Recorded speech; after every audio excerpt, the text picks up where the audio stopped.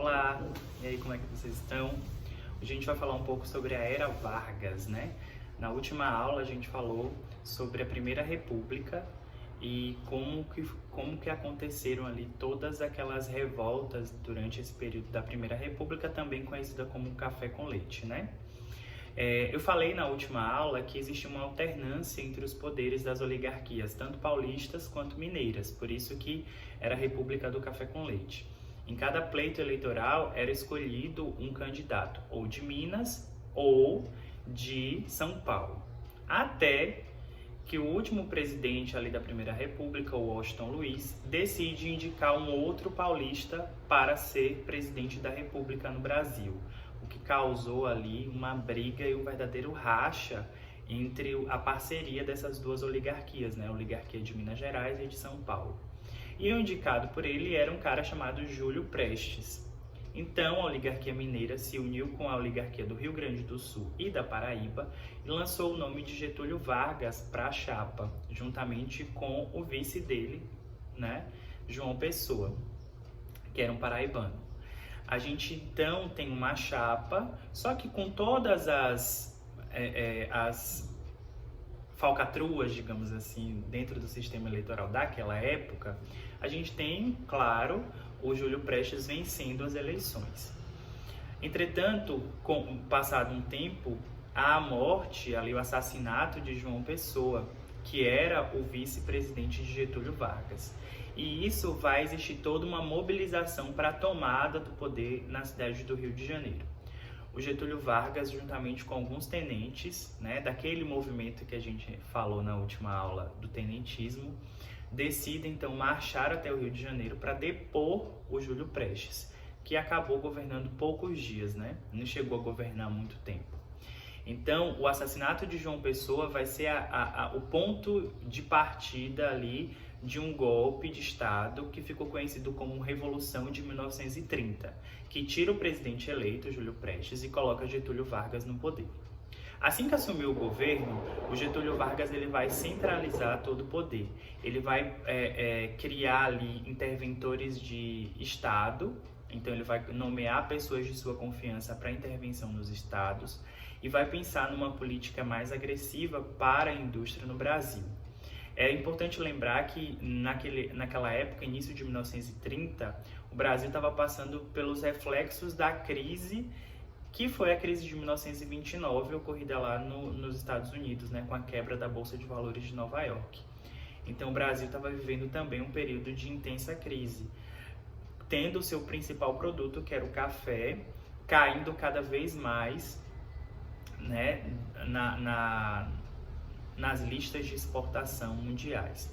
Então, o governo teve que queimar diversas sacas de café para que o produto sumindo do mercado começasse a ser mais valorizado. Enfim, Getúlio Vargas criou toda uma série de mecanismos para centralizar o poder em torno de sua figura e também impulsionar a indústria brasileira e impulsionar o mercado brasileiro para a gente tentar sair da crise naquela época, início de 1930. Só que existiam grupos contrários àquilo que Getúlio Vargas fazia, principalmente em São Paulo, de tal forma que em 1932 a gente vai ter uma revolução que ficou conhecida como Revolução Constitucionalista. Depois da morte de alguns estudantes em um confronto com forças federais em São Paulo, a cidade decide então criar, digamos assim, uma guerra civil contra o governo federal, que foi sufocada ainda em 1932. Mas uma das coisas que se questionava ali era justamente a criação de uma Constituição nova para o Brasil. E ela foi criada em 1934. A Constituição Federal de 1934 tem como bases as leis trabalhistas, como salário mínimo fixado, jornada de 8 horas, as férias remuneradas e assim por diante. Essas conquistas trabalhistas eram uma forma de Vargas dizer para o povo que sim, ele estava do lado dos trabalhadores. Também uma forma de atender os desejos daquela famosa Revolução de 1932. Além disso, foi permitido o direito das mulheres ao voto. Apenas em 1934 a gente tem esse direito permitido às mulheres aqui no Brasil. Claro que com algumas restrições, mas isso é uma outra coisa. Getúlio Vargas seria eleito de forma indireta em 1934 para um mandato de 4 anos. Então ele governaria de 1934 a 1938.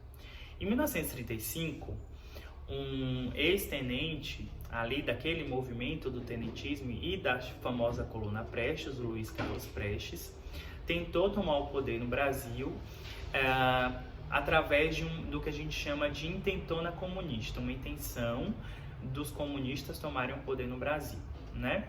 E se valendo desse episódio, que foi um episódio extremamente pontual, né, na história brasileira, o Getúlio Vargas, em 1937, um ano antes da sua saída do governo, decide jogar documentos dizendo que sim, os comunistas tinham um plano articulado e organizado para tomar o poder no Brasil. Lembrando que em 1930 os comunistas eles eram muito temidos porque existia, né, toda uma história criada em cima daquilo que os comunistas poderiam ou não fazer, né? E existia um medo desse comunismo ele invadir outros territórios. Então foi valendo-se desse medo que Getúlio Vargas divulgou esse plano que ficou conhecido como Plano Cohen. E a partir dele, ele deu um golpe de Estado nele mesmo para continuar no poder durante mais um tempo, que foi chamado Golpe do Estado Novo. Com o Estado Novo, ele cancelou a Constituição de 1934, criou uma nova Constituição dando plenos poderes a ele, restringiu a liberdade de expressão, criou uma polícia política de forma a vigiar as pessoas que fossem contrárias ao governo. Também criou o Departamento de Imprensa e Propaganda, DIP, que criou uma imagem dele como pai dos pobres, né?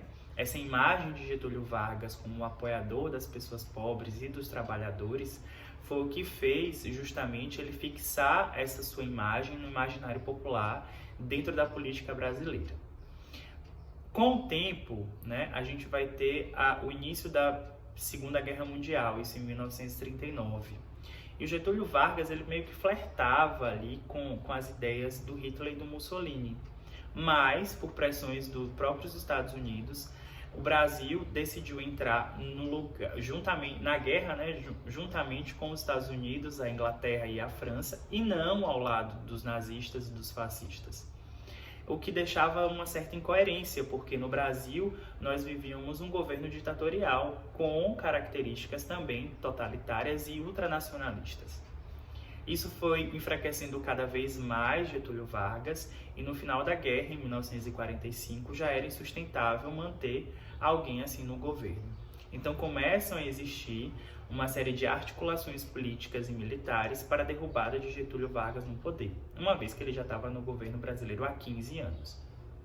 Só que numa estratégia, né, política e numa manobra política dele, ele conseguiu renunciar ao seu cargo, abriu o governo para novas eleições e ainda conseguiu fazer um sucessor, o candidato que ele apoiou, que era o Dutra. Getúlio Vargas volta ao governo em 1951, ele volta como presidente eleito no Brasil numa votação expressiva e governa o nosso país até a sua morte em 1954. Mas sobre isso é outro momento, outra história. Getúlio Vargas com certeza é uma das figuras mais emblemáticas e mais controversas da história brasileira. Né? É inegável a sua participação na construção de coisas importantíssimas e que são utilizadas por cada um de nós até hoje. No processo da construção das leis trabalhistas, da possibilidade das mulheres votarem e no processo de industrialização do Brasil. Foi um cara também que lutou pelo petróleo nacional e que foi o responsável pela criação da Petrobras no seu segundo governo. Mas isso é uma outra história, a gente fala sobre isso depois. Eu vou deixar aqui na descrição do vídeo as nossas atividades, a lista de presença e também o texto complementar se você quer ver mais alguma coisa sobre Getúlio Vargas. Tá certo? Um beijo e até mais.